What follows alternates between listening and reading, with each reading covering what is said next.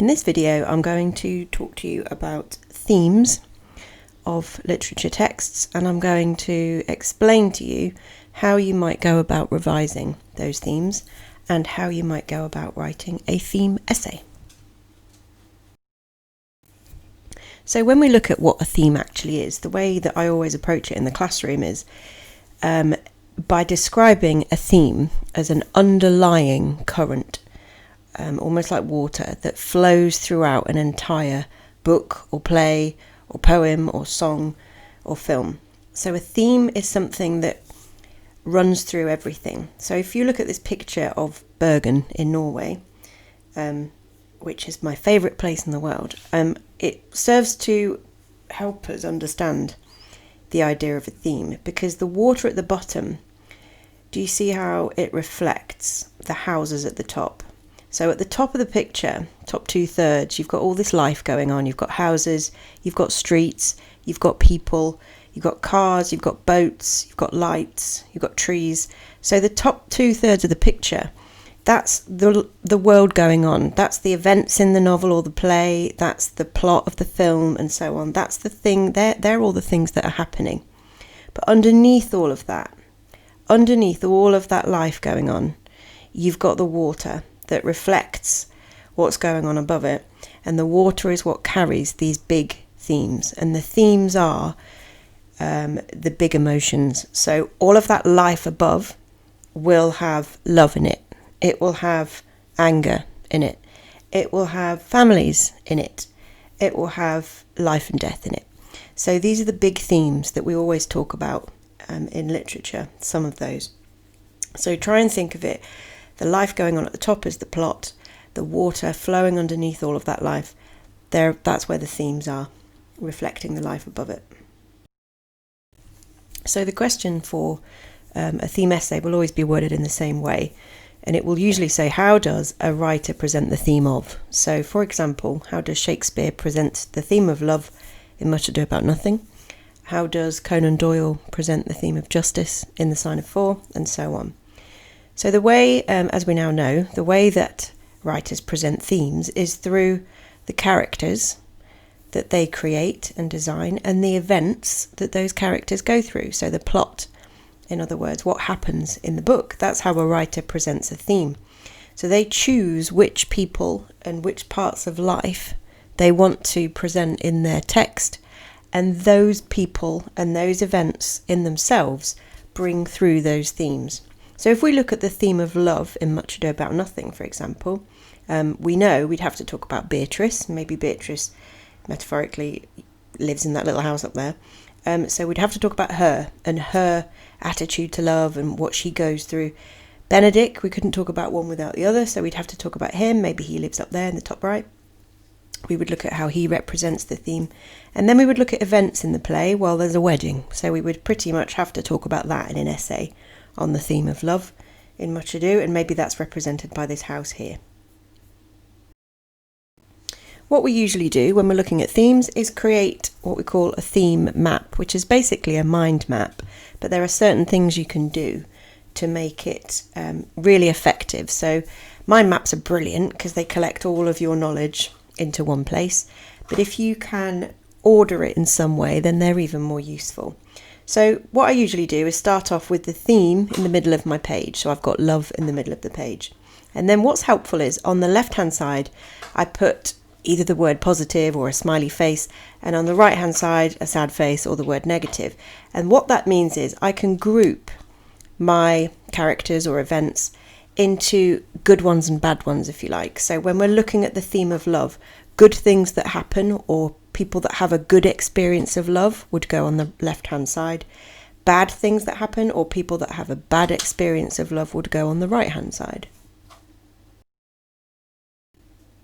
So in the black boxes are my characters. So on the left, we've got Beatrice and Benedick. I've put them on the left in the happy side because even though they go through arguments and they have a merry war, generally their relationship and their love for each other is a positive thing throughout the play. They don't upset each other hugely at any point. There's always a fondness underneath all of their arguments. So I've put those on that side. You don't have to agree, but that's where I would put them. On the right hand side, I've put Hero. Hero does not have a good time with love in this play. By the end, fair enough, but throughout, it's generally quite a difficult time for her, and the wedding itself is, as you know, horrendous. Now you can double up your characters. So Benedick I've put on the right hand side as well, because I might want to mention in my essay the fact that he has obviously in a previous time in his life had some sort of negative experience with women. So now I can start thinking about quotes, because if I'm going to put Benedick on the right hand side and say he has had a negative experience of love, I need to have a quote to back up my point. So I would put in there when he talks about women and he says, "I trust none." So that we know there's something in there that means that he doesn't find it easy to trust women. So I've now got, for my essay, I've got three characters I could talk about. I've got, for Benedick, I've got a negative aspect of his feelings towards love that I could write about. And then on the left-hand side, I've put in the quote, "Kill Claudio," because for me, that quote sums up how love is presented in this play.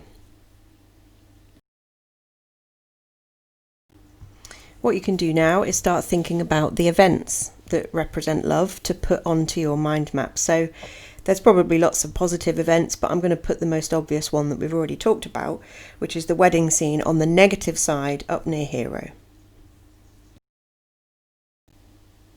So what we can now start doing is explaining for ourselves on our mind map how love is presented in these particular moments. So we need to think of words now and descriptions for how love is shown by these characters or by these events. So going back to the "Kill Claudio" quote, the reason I said it was really important to me for how love is shown in this play is because, as you can see in the red box, if we look at Beatrice and Benedick, they show that love is something that takes time to grow and to build. But this quote in particular and their relationship tells me that love is something to be earned. You have to earn it from somebody else. It also, this quote tells me that it's something to be taken seriously.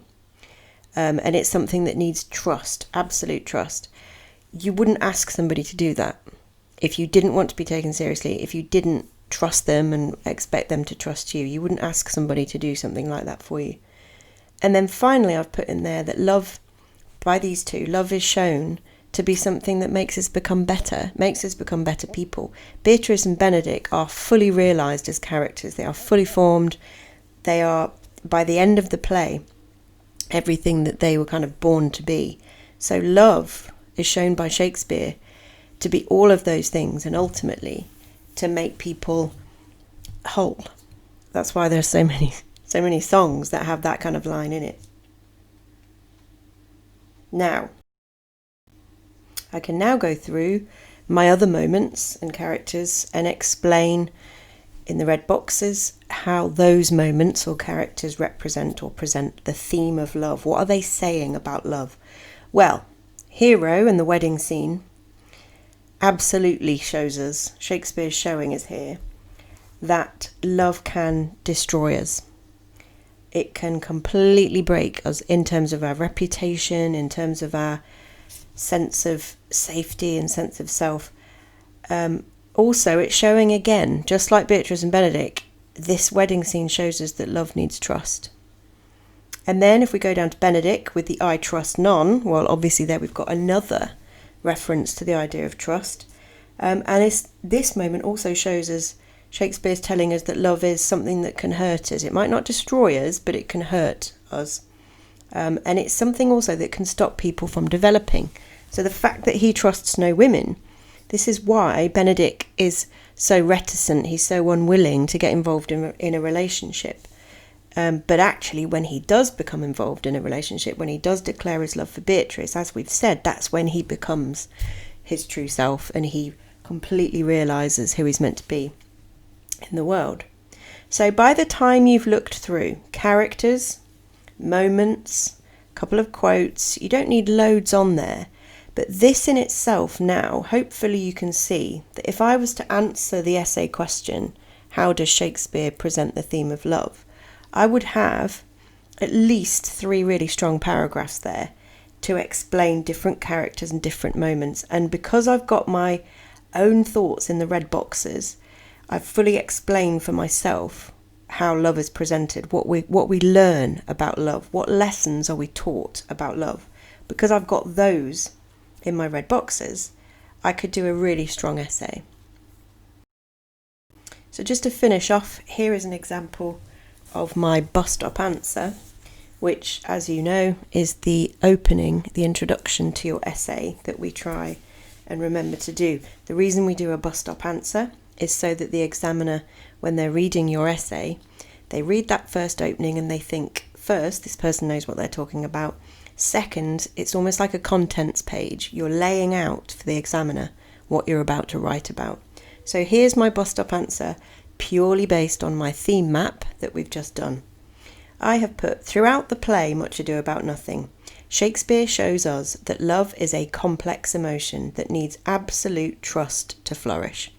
He also shows us that it can be destructive, but that it can conversely be the very making of us. The relationship between Beatrice and Benedick, as well as the wedding scene with Hero, show these different points very clearly and with great dramatic and emotional impact. So that is almost like a word version, a written version of my theme map. And then my following paragraphs, I'm going to take each of those points in turn. So first off, I might start with the destructive side of love, and I would look at the wedding, I would look at Hero. Then in my second paragraph, I would look at Beatrice and Benedick, starting with Benedick and his I trust none moment, and how that shows him kind of as half a person. And then I would move on to finally how Shakespeare presents love to us in the development of that relationship between Beatrice and Benedick, culminating ultimately, ending finally in their declaration of love and in her asking him to kill his mate for her. I hope that helps. There are, in your book study classes on Google Classroom, lots of examples of these that have been done by your teacher and by other students for the texts that you have studied, so do have a look at those to help you further. Thanks for watching.